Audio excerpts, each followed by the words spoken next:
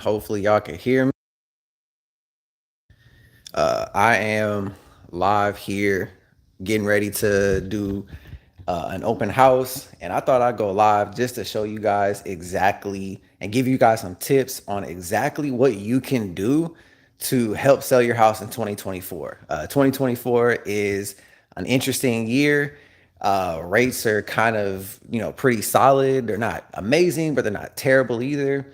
Home prices are kind of expensive, but when you have lovely homes like the one I got behind me, it's 375,000, 4 bedroom, 3 bath, 1994 square feet. It's an amazing house, one of the best school systems in the country. So especially here in Louisiana. But I thought I'd give you some tips on exactly what you can do to help sell your house in 2024. So the biggest tip that I think I can give to anyone is to stage your home or to make your home look as appealing as possible. I think one of the biggest mistakes that a lot of sellers make is they don't want to make their house look as good as they can within their budget. Like for example, this house behind me, as you can see, it's gorgeous. It's been painted. It's been maintained. The floors are new. They're nice. Appliances are good. Bathrooms. I mean, everything about this house screams like perfection almost. I mean, this is a gorgeous house behind me. So, biggest tip, please, if you're looking to sell your house, please do something to make it look better. If you can't afford a full renovation, that's no problem at all. Go ahead and do what you can. Paint it if you can, make it look nice if you can. Do what you can. Keep it clean, keep it organized. If you're still living in it, the furniture you do have, like I have behind me, stage it, make it look nice. You want people to drive up to your house to see the pictures online, and you want them to be like, you know what? I like this house. This is nice. It's comfortable. It feels good. Even if that person doesn't want to buy it, it's not a problem because they can just say, you know what? They might have some friends, they might have family that wants to buy. And if your house shows well, word of mouth sometimes in real estate is all you need, and it can easily sell your house. So that is one of the biggest tips. If you can fully renovate it, even better. If you can paint it, new floors, new tile shower, whatever you can do that. Another huge part with that though is not over improving. It is so easy to get into a mode of, you know what, I'm just gonna shove 20, $30,000 into my house, but you're not gonna get no return. Don't sit there and waste all your money trying to improve your house when it's not gonna yield its return. If you put 30,000 into the house, you at least when you sell your house better get that $30,000 back, if not more. Otherwise, what's the point? Another thing that you can easily do is not putting your money in the right areas of your house. The three biggest areas that you can improve your house: the master or primary bedroom, primary bathroom, and 100% the kitchen. Those three areas, if you focus your money there to make that look better, people will love your house far more than if you did like, the other bedrooms or something that just doesn't matter as much. So, second tip, huge, you guys, huge. Please get yourself a good agent. I can't tell you how many times I hear from other people, look, I got this agent, the house just sat. They never did anything. They never did an open house. They didn't market it. It barely was on the internet. I mean, my house, I don't know if it's gonna ever sell. Find yourself a good agent. I take pride in providing and trying to provide the best customer service possible. Sometimes it can be kind of difficult trying to maneuver the market. And that's where having, other colleagues in your brokerage is going to help. So if you're an agent out there, make sure you join a good brokerage. But having that good agent that knows the area, that can tell you about the market, the schools, crime rate, maybe potential future projects that are coming up in the area. There's so many little things out there. Find a good agent using things like Zillow or Realtor, Google, looking at the reviews of agents, word of mouth.